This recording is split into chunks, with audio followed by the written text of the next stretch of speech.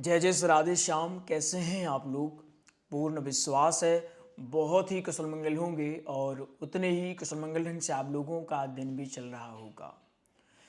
एक दिन हमारे पास एक अटपटा प्रश्न आया और उस प्रश्न में लिखा हुआ था कि गुरुजी, अक्सर लोग कहते हैं कथा वही सीख सकता है जिसके ऊपर भगवान की कृपा हो, चाहे भागवत कथा हो, श्री राम कथा हो, देवी भागवत हो, श्री हनुमंत कथा हो, श्री शिव महापुराण हो, कोई भी कथा हो, सिर्फ कृपा के बाद ही सीखी जा सकती है या फिर की जा सकती है। जिस व्यक्ति को भगवान चाहें उसी से अपनी कथा करवाते हैं। हमने कहा बढ़िया है, अच्छी बात है, इसमें क्या दिक्कत है? उन्होंने कहा गुरुजी, दिक्कत इसमें नहीं है, जब कृपा का विषय है तो फिर हम अध्ययन क्यों कर रहे हैं, तो फिर हम पढ़ क्यों रहे हैं? वो तो कृपा से धीरे धीरे आ जाएगी। उनके प्रश्नों से साफ साफ ये झलक रहा था कि उनको किसी ने अज्ञानता की घूंटी पिला दी है, जिस वजह से उनके मन में ढेर सारा संशय भर गया है। आज की क्लास में इसी विषय पर हम चर्चा करने वाले हैं कि आखिर कथाओं को सीखना कृपा का विषय है, भगवान के अनुग्रह का विषय है, गुरु प्रसादम का विषय है, या अध्ययन का विषय है, या फिर दोनों का विषय है। आपको एक कहानी सुनाते हैं, आपको बात और भी आसानी से समझ में आएगी। एक गुरुजी का चेला था, पक्का चेला था गुरुजी का। गुरुजी उसको नित्य कथा श्रवण करवाते। एक दिन वो चेला कहता है, गुरुजी, आप जो कथा सुनाते हैं उसमें एक बात आप निश्चित तौर पर कहते हैं। वो बात इस प्रकार है कि अगर कोई भगवान की सेवा निष्ठा के साथ करता है उसको भगवान की प्राप्ति अवश्य होती है। हे गुरुदेव, आप मुझे बताइए, मैं भगवान की सेवा निष्ठा के साथ कैसे कर सकता हूं? गुरुदेव ने सारी की सारी उसको कथा सुनाई, जो उचित मंत्र थे वो मंत्र प्रदान किए। चेला भी पक्का चेला था, निष्ठा के साथ भगवान की सेवा करना प्रारंभ कर दिया और वास्तव में अच्छी सेवा की भगवान की। भगवान प्रसन्न भी हो गए।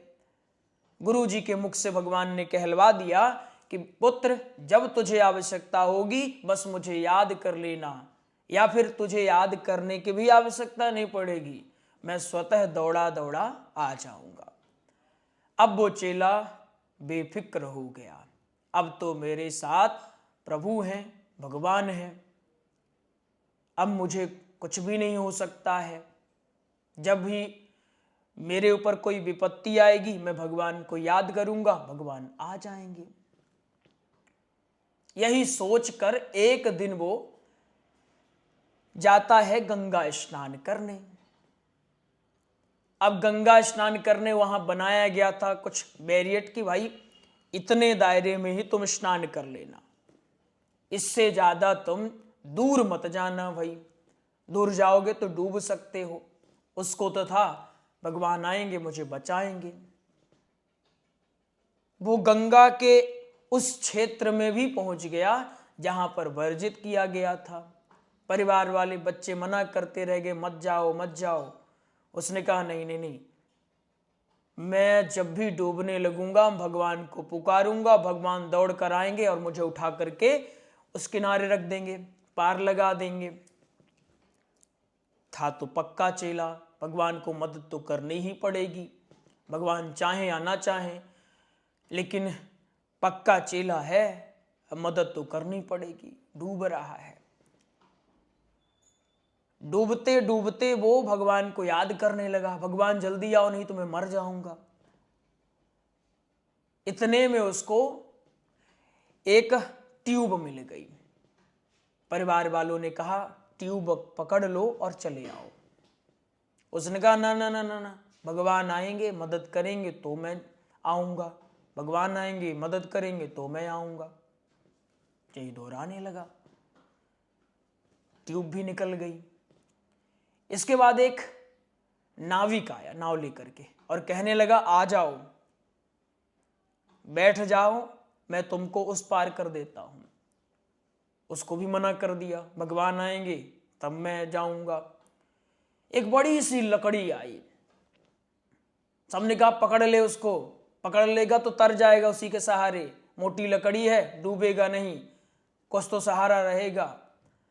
कहने लगा मैं लकड़ी को भी नहीं पकड़ूंगा तो क्या करेगा, भगवान का इंतजार करूंगा, भगवान आएंगे तो मैं उस पार जाऊंगा। एक कहते कहते वो डूब गया और सिधार गया। वो भगवान के पास पहुंचा, कहने लगा भगवान तूने मेरे साथ बड़ा अन्याय किया है, मैं डूब रहा था और तू मुझे बचाने नहीं आया। जब बचाना नहीं था तो तूने मुझे कहा क्यों कि मैं बचाने आऊंगा। भगवान ने कहा मूर्ख पगले, तुझे याद है जो ट्यूब तेरे पास सबसे पहले आई थी, अचानक ट्यूब कहां से आ गई गंगा जी में? कभी सोचा तूने? नहीं सोचा। तुझे याद है अचानक से वो नाविक कहां से आया जो तुझे कह रहा था कि मेरी नाव में सवार हो जा, लेकिन तू अपनी मूर्खता के कारण सवार नहीं हुआ। क्या तूने एक पल भी सोचा कि हो सकता है इसी में भगवान हो सकता है भगवान की मर्जी यही हो, और भगवान की मर्जी समझकर उस नाविक की बात तूने मानी? नहीं मानी। कृपा वही हो रही थी लेकिन तू कहीं और ढूंढ रहा था। ऐसा ही हमारे साथ भी होता है। आपके पास ऐसी परिस्थितियां बनी कि आपको एक अच्छे गुरु का सानिध्य मिला, आपके पास ऐसी परिस्थितियां बनी कि आपको अच्छे ग्रंथ, आपको ऐसे अच्छे नोट्स मिले, आपका अच्छा माहौल मिला, आपका अच्छा परिवार मिला जो आपको सपोर्ट कर रहा है कि बेटा कथा सीखो, बेटी कथा सीखो और कथा करो, आपको सहयोग कर रहे हैं। और हम सोचें कि भगवान डायरेक्ट आएंगे और कहेंगे बेटा तुम कथा सीखो, हमारी कथा सुनाना, तब हम जाकर के कथा सीखेंगे, तब कथा करेंगे। आपका मन लग रहा है कथा में, इससे बड़ी और कृपा क्या चाहिए आपको? आपका मन लग रहा है श्लोक पढ़ने में, आपका मन लग जाता है 2-2 4-4 घंटे की क्लास देखने में, इससे बड़ी कृपा और क्या चाहिए? इसीलिए संत जन कहते हैं कि कोई भी कथा सीखना और कथा करना एक कृपा का ही विषय है, और जो आपका मन अध्ययन में लग रहा है उसको कृपा के विपरीत न समझें, वह भी कृपा का ही विषय है। जब भगवान की कृपा हुई आप पर तब आपका मन लगा, अन्यथा आप देखिए यहां विषयों से ही छुटकारा नहीं मिल रहा है,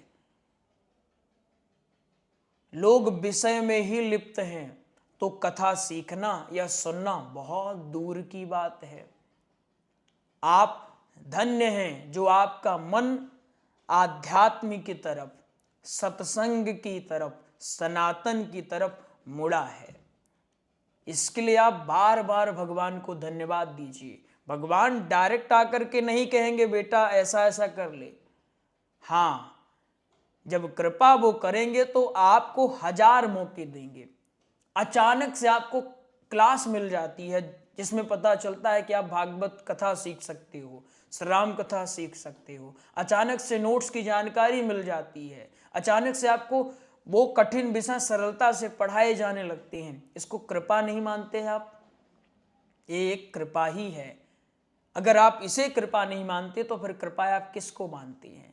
इसलिए आपके मन में अगर ये चल रहा है कि क्या पढ़ने से ही सीख जाएंगे, तो आप पढ़ रहे हैं ये भी बहुत बड़ी बात है, क्योंकि सबका मन ग्रंथ पढ़ने में नहीं लगता है। घूमने में, विषय भोग करने में तो मन लगता है, परंतु ग्रंथ पढ़ने में, ग्रंथों को सुनने में, उनमें मन बिल्कुल नहीं लगता है, मन बार बार भटकता है। इसलिए आप पढ़ पा रहे हैं, यही तो कृपा है। आप याद कर पा रहे हैं, यही तो कृपा है। इसलिए निष्कर्ष के तौर पर आप कह सकते हैं अगर भगवान की कृपा होगी तो ही हम पढ़ सकते हैं, अन्यथा हम पढ़ भी नहीं सकते हैं। 4 दिन पढ़ेंगे, 5वें दिन से लगेगा क्या पढ़ रहे हैं, छोड़ो इसको, हटाओ। इसलिए कथा सीखना, कथा करना और कथाओं को पढ़ना, ये सब कृपा का ही विषय है। जय श्री राधे श्याम।